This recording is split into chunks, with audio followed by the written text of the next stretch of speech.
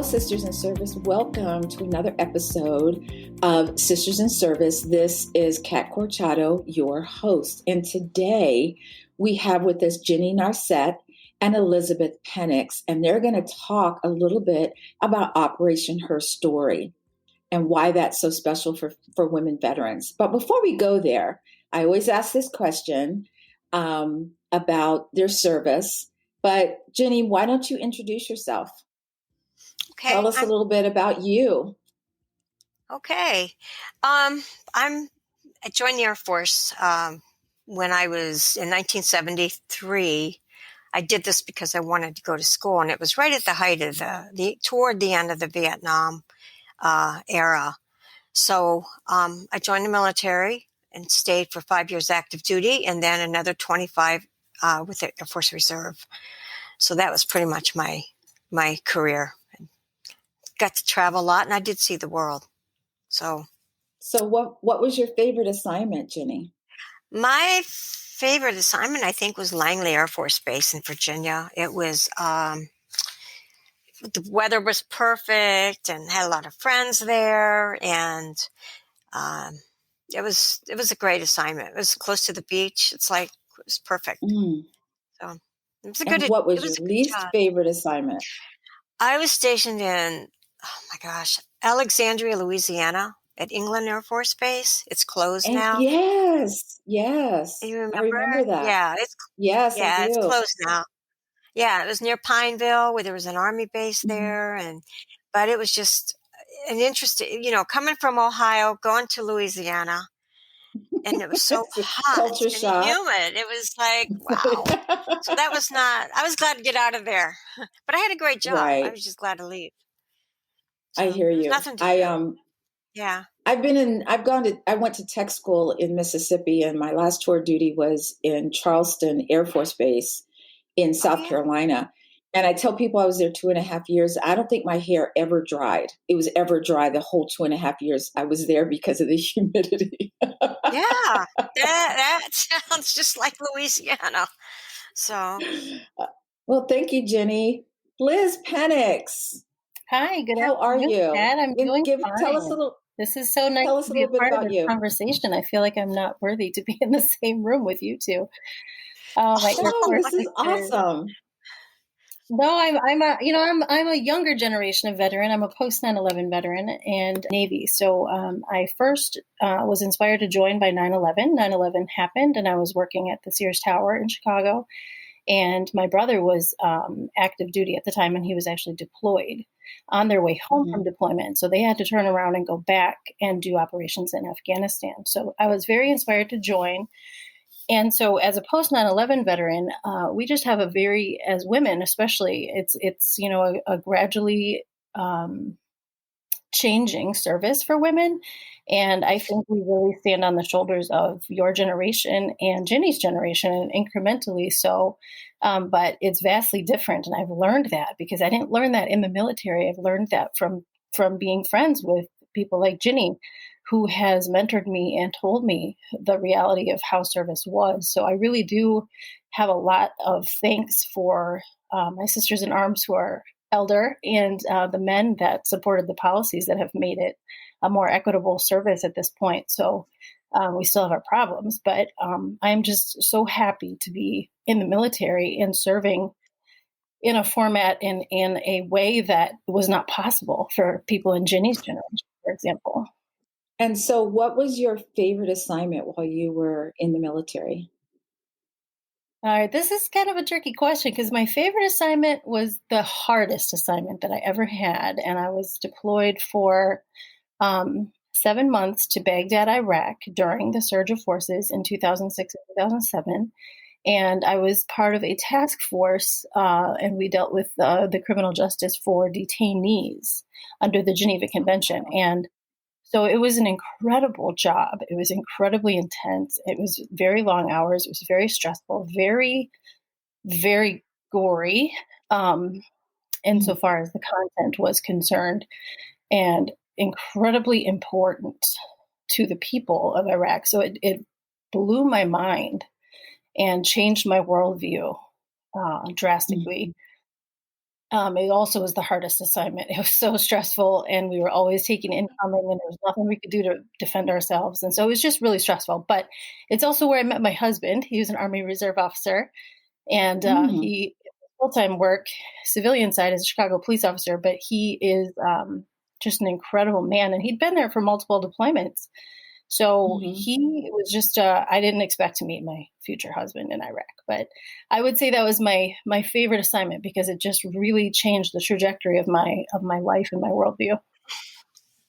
Wow. And what was your worst assignment? Not worst, the one that you liked the least.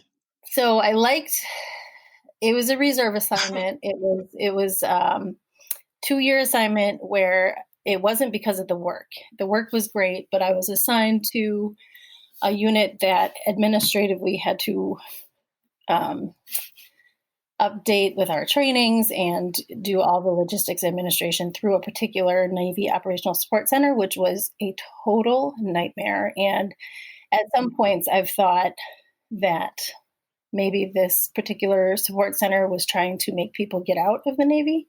But I would say that every assignment has been awesome in the work that I've been able to do and the world that I've been able to see. Like I was able to go to Guantanamo and work with the commission. So that sort of felt like the whole thing came full circle because 9/11 is what inspired me to join, and to be a part of that was wonderful. But sometimes the administration on the reserve side of the house is really a heavy lift, and it takes a lot of time out of your day and out of your life. And I work full time as a civilian too. So I would say my least favorite assignment was my assignment from 2017 to 19. Wow. I was telling Ginny earlier, we were talking about, I guess, the weather. And I told her that my least favorite assignment, it's closed now, Loring Air Force Base, Maine. So if anyone can identify, it was so far north that you could literally walk across the border into Canada. And Wow. they had snow from like September through probably maybe April. And I was telling Wow. Ginny that my birthday is mid-June, and I remember them saying that they weren't sure that the lakes were going to be melted Oh in June. And I no. thought, I need to go. This is not the place for me. That's Canada. Oh my gosh. That's crazy. Yeah, Oh, that's it. incredible. Oh yeah. Well, I remember going there, and I got there, and they issue you your winter gear. The long johns and all this other stuff, and or what do you call you wear underneath your uniform. And I had them on in September because I had come from Oh Turkey my where it was gosh. really hot. And they were laughing at me. They're like, "What are you going to do when it really gets cold?" And I said, "I'm just going to be miserable." And I was. Where are you originally from, Kat? So you go Well, to my the dad was, cold, and I stayed in the South. yeah, I know.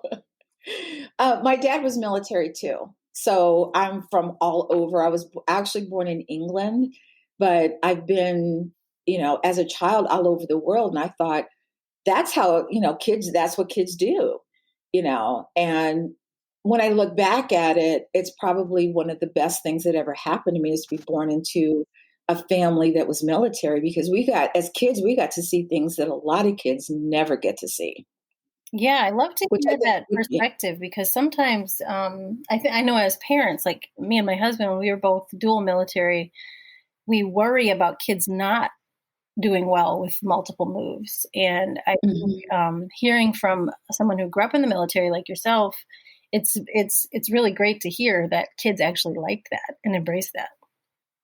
Well, we just thought that's how life was. That's what you do. I mean, even now, if I'm in a place too long, I'm like, okay, are we moving? What are we doing now? Yeah, yeah.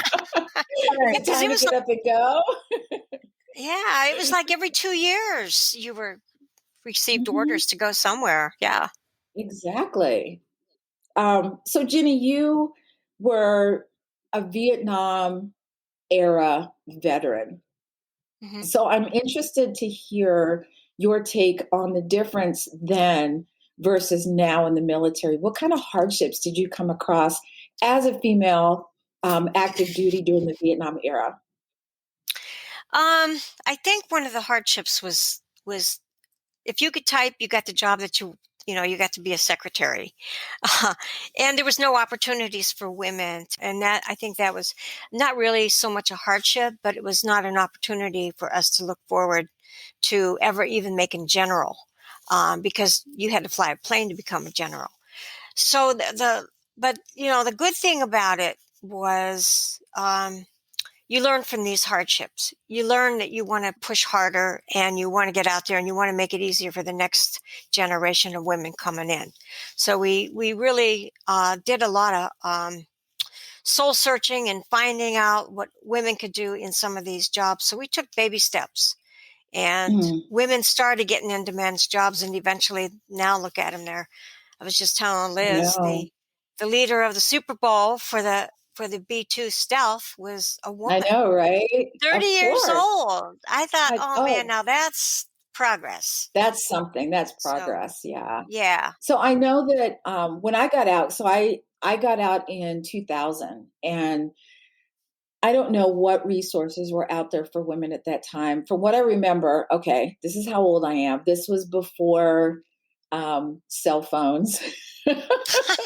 Before, I couldn't afford a cell phone, so maybe they were out there, but we weren't told of any, women's groups or women organizations or anything that we could, when we're transitioning, that we could hang on to for support. So I know that when you got out, Ginny, that were you told of anything, or they were just like, okay, bye, and you just kind of made it on your own? It was okay, bye. I drove off the base with my car full of stuff and went back to Ohio, where I was from. But no, there was no send off or welcome home and nothing like that. And I mean, they're finally getting recognized, but no, you just left, and you left without the uniform on. We could not wear the uniform off base, because it just wasn't a comfortable thing. You got either spit on or you were called names. So yeah. It was a total different situation. We didn't get all the freebies that they get today. Today they get sports tickets, and I'm like, wow, what happened to them? I know. I want what some about of that. Me? Yeah. So, Liz, on the other end of it, when you were getting out of the military, was that a better experience for you, or did you not know what to expect? Well, the way that it works is that I had to put in a letter of resignation from active duty, and I immediately started working with a transition officer in the Navy to join the reserves. So I did what's called a seamless transition from the active component to the reserve component. And I, as a reserve member, worked in the command that supported the same command that I came from. So my transition was so smooth and seamless. And I think the biggest transition was going from being active duty, full-time lawyer to then going into a civilian world, if you will, where I'm trying to find full-time civilian employment while balancing the obligations of a reserve job. And the reserve job is at a minimum 2 weeks out of the year, and 1 weekend a month. And I was already at a rank where I was moving into senior officer status, so it's going to be a big obligation. So as a female veteran, I did find that transitioning off active duty and then interviewing for civilian jobs, I was definitely a unicorn. People would read my resume and they would say, wow, you've got all these crazy credentials and you've done all these cool jobs and you've got these security clearances and it's just great. You should be like a super spy. And I mean, I'm not living in a movie, so I do need a job to pay my bills and feed my children. So it was very weird to be perceived that way. And I felt like I was not understood, and it's not for a lack of ability to communicate my skill set. Because as a lawyer and a professional communicator, I was translating my skill set that should have been very valuable. And it also probably was complicated by the fact that I was of childbearing age. And the reality is we are women in a man's world, and it's changing. But there weren't as many opportunities 9 years ago, when I joined the reserves, that there are now. for like Right. telework positions and more flexible positions. And I wasn't even looking for that, but I think I was just a unique animal. And my colleagues that were men that were getting off active duty had jobs lined up already Oh, yeah, at big firms, and automatically. it's not like their grades were better. My performance was always top. And so it was an interesting position to be in.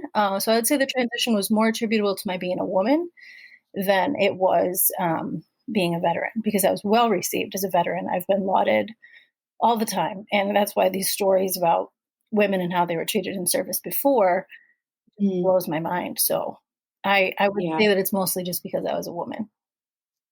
I was going to say that really still hasn't changed.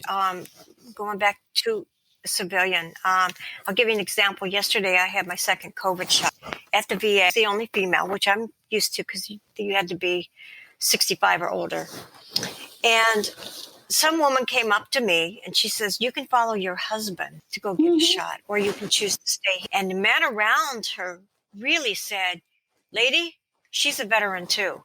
And I was really surprised. Mhm. Normally you wouldn't hear that. But it is a transition in many different ways. You just don't expect women to have served. Oh, So, absolutely. Well, now you get well, you don't look like a veteran. Oh, That's what I get, and you're like, okay, whatever, dude. And it's usually, yeah. I hate to say this, but it's usually a guy that confronts me, and, because, and I've said this before, that we have certain um, supermarkets and stuff, it'll say, veteran parking, you know.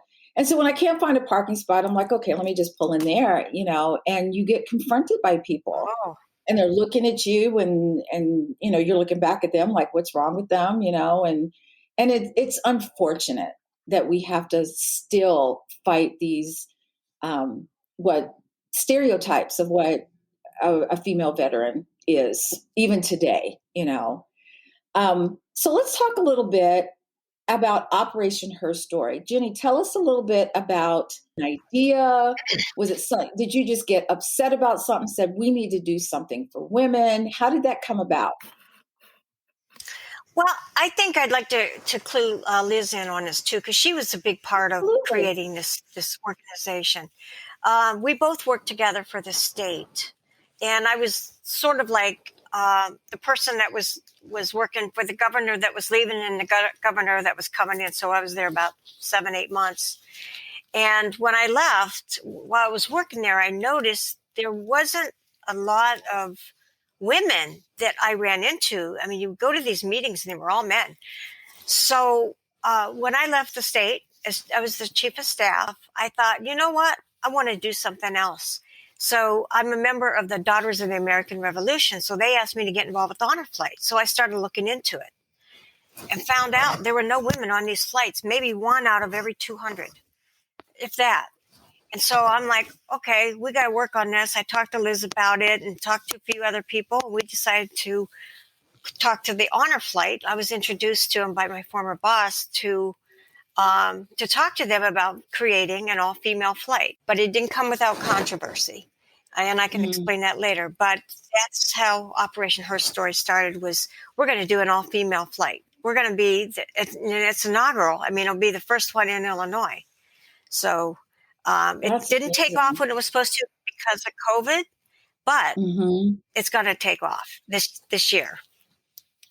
So Well, I would be very interested in knowing how, because personally speaking, I think we have to have an an Operation Her Story in every state, where we have an honor flight, or hubs, where yeah, women can be, because I've seen them, I'll see it on TV, and you see the men getting on a plane, everything. I'm like, oh, that's really cool, but you never saw women ever. mm-mm, mm-mm. And I kind of thought that was weird, but I didn't really think anything about it. But it wasn't until you and I had talked, Jenny, that um, I started thinking about it. And I was like, wow, that's really kind of cool what you were doing and what you were trying to do, But so when you were doing this, what kind of things did you come across? What kind of issues? Was it people didn't want to participate? Was it you couldn't get organizations to help out? What kind of things, or even Liz, you can tell me what, because you've been working closely with her on this, what kind of things, what kind of roadblocks did you come across getting this off the ground? I think one of the main concerns, and we had a pretty key meeting early on, and it would have been about December of 2019.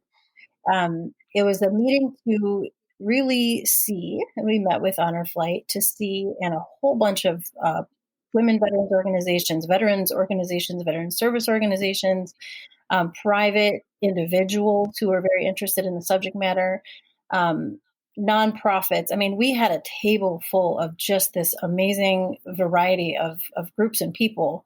And the meeting was with Honor Flight to develop this partnership and the viability of it, because women veterans in Illinois, and I know this from working for the state Illinois Department of Veterans Affairs, just don't do a good job of coming forward to identify and say, I'm a veteran. And frankly, I will admit, I did not know I was a veteran until my sister wished me a happy Veterans Day one time when I was on active duty. And I said, I'm not a veteran. And she said, you served in the military for Yes, you are. But I had never. Yes, you are. I've never filed for benefit. I've not done that yet. And so I didn't know in my naive state. But now I was always trying to find women veterans in Illinois, and they just don't put their hand up for various reasons. Maybe they're not coming for services. Maybe they're not coming for help. Maybe they've been taught by how they're treated, in society, to just serve, put your head down, go about your life, and don't take any criticism. Because, and I really do think that's a very critical piece of why these women veterans from the generations of World War I, World War II, Korean War, Vietnam War were not coming forward, is because they have already felt inferior about their service because they weren't necessarily given the same full force and effect of veterans benefits, veteran status, further complicated, women of color that served absolutely were not even allowed to serve for decades after white women were allowed to serve. So we had a lot of layers of social complexity that contribute to why women aren't coming forward. And we noticed that some of the women we talked to maybe had an opportunity to get on an honor flight, but they knew that there were other men waiting, and they said, you know what, just let him take the spot. And they put themselves off the list. So when Honor Flight met with us, they said to us, do you think you'll be able to find 125 women? And a resounding around the table from these organizations that know women veterans said, yes, absolutely, we can find them. We found them. Yes. And they were shocked. Of course you did. Shocked. They didn't think it was possible, because the way they search for men veterans is to go to events and look for the men that are wearing the hats. And maybe women aren't wearing those hats because they have a hairdo that they don't want to mess up with the ball cap. It's just a matter of men tend to be a little more prolific about their service and outwardly show their service. And women from those generations in particular are not doing that. So it's just harder to find the women. So when we had this key conversation, I think that's when Honor Flight really understood, like, absolutely, this is something that's possible. And to highlight women's service, one of the roadblocks we had was, how is this not going to exclude men? So the thought was that this would be a specialty flight to make women's service visible, because it was not historically visible during that time frame. This is not supposed to be an exclusionary event, but rather a commemorative event for our sisters in arms that did not get the accolades they deserved at the time. And so including men on our board, including men on the team, including men and their perspectives was a very key thing we decided early on, is because this is not supposed to be exclusive. We are one team in the military, and this is how we want these Operation HerStory to serve women. Yeah, we're all veterans. But when you said that, you couldn't, like, women wouldn't stand up and be counted as veterans, that's what we're finding even now, because women still think, oh, I'm not really a veteran, or even the veterans organizations, which prompted me to do something, because when we first came to Charlotte, I thought, let me get into these veteran organizations. And they were, if there were 100 people there might be 2 or 3 women, maybe. A lot of times it was just me. And I thought, where are they? Yeah. Where are these women? So I get it that it was really difficult, for you guys to, because when we're like, well, I'm not sure I'm a veteran, and you don't know what you don't know until you put up your hand and go, oh, I am a veteran. Let me be included in this. So this question is for both of you. Operation HerStory is for what era of women veterans? Which ones are included in this I Parents can of tell you. Flight? They have to be veterans who served from 1940 to 1975. And 1975 is when the Vietnam era was, I think May was considered the end of the war. You don't have to serve in war. You just had to be in the military during that time. And the Vietnam veterans Okay. just started going last year. So that's the era. You could be reserve, you could be guard, you could be active duty. So You just had to be classified as a veteran. You had to wear the right, uniform, right? right. And be in And that era.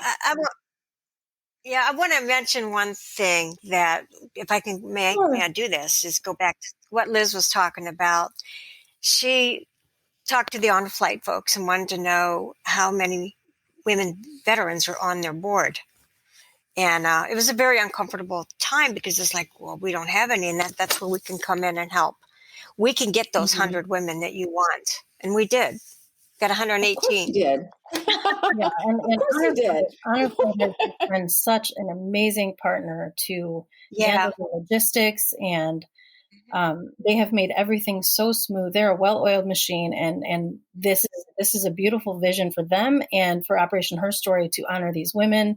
And as Ginny was saying, this is Operation HerStory is this one flight, and we don't know what the future holds necessarily. We want to execute this flight and make sure it's a success, but we're hoping to continue this into the future. And we are working with Pritzker Military Museum and Library to capture oral histories from these women as well, because I just don't think there's any substitute from the story as told in the voice of the person who served under whatever circumstances or roles that they served in. So I just think it's just, once we sort of broke through that can we do this barrier, it's just been, the fundraising's been great. The teams have been great. The partners have all been helpful. And now with COVID as a complicating factor, we're just kind of in a holding pattern for now, waiting to get a date identified, but we're ready to launch as soon as that happens. And Honor Flight has just made it all possible. So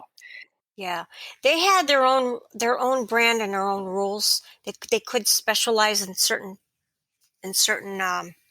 flights, but what they did, they says we can be a partner. If you can find the women and help us, and you can do the fundraising, we can do this for you. And because we don't know anything about the logistics, Right. but that was where really good Yeah. partnership started. And it was like there's so many partners helping us, and it was hard asking for money because I'm not used to that. And in the government, you don't go around asking people for money. So, so we There's a did, big handout and like this. yeah, we have a very diverse team, and everyone just chipped in and helped. I couldn't believe it. So I was real happy, and I got to tell you that Liz has been such a great co-chair in this whole thing. She created the logo, she did a lot of the writing, put out the back sheets, she's helping with the website. So it took a team effort to get this going. Absolutely. Well, I know, Ginny, that you are my first Vietnam era female veteran on the Sisters in Service podcast. So I feel like this is super special for me, because I know, it's funny when someone says, thank you for your service. And I feel like it was easier when I went in and got out than it must have been for you. So, you women who were in during that era were actually the trailblazers for me and Liz and everyone in between and after us. Because, they're like, oh, how courageous of you. No, you guys were the courageous ones because you went into it not knowing it, you probably didn't see very many women. You saw another one every now and then. Now you see them all the time, which is a good thing. Yeah. That's true. So that's really, you're a true trailblazer. So in many ways, including with, Operation HerStory. So if someone who's listening in the Chicago area is interested in being a part of maybe not this flight, but maybe another flight, how could they get in contact with you or Liz? We have a website, operationherstory.org. They can call the Honor Flight in Chicago. Mm-hmm. They're right now. They become the money. They're the people holding the money for it. Once we got it all, they also are doing, writing to all the ladies and letting them know what's going on. So if they want to, Mm-hmm. if a military woman wants to sign up, they can go to operationherstory.org and get the application. If they want to volunteer, I'd recommend they go directly to Honor Flight Chicago, and they've got a website. It's easy to find them. Just Google Honor Flight Chicago. Well, Ginny and Liz, it's been awesome having you on and knowing more about Operation HerStory. I was fascinated when Ginny was talking about it and really, I kept asking all these questions. What is it? How can we do this? I want to do one. One question I do have is how often, okay, let's say we're post-COVID, COVID's no more. How often would you have these honor flights? Would it be a yearly? Is it twice a year? How many times a year would you be doing this? If in your dream, when we're sitting here daydreaming, what would be that perfect number? Would you say 1 or 2 flights a year? Honor Flight Chicago is every month. As far as the women, I Oh, think, wow. yeah, it's every month. As far as the women, this is the first one, and I'm not sure if there will be a second one, but I do know that they want to be a lot more inclusive and put more women on the flights. So yeah, my dream for this would be to piggyback on Ginny's thoughts is if we were in a perfect world, I would think that this could be a once a year specialty flight. And Honor Flight would still be our partner for all of that. And I really think that we could once a year get an all women's flight together. And of course, we'd have to, see how that plays out. But I could anticipate that being a very successful evolution. there's other things that Operation HerStory can do if we decide to stay around. Operation HerStory was created because the team came first and then the name came later.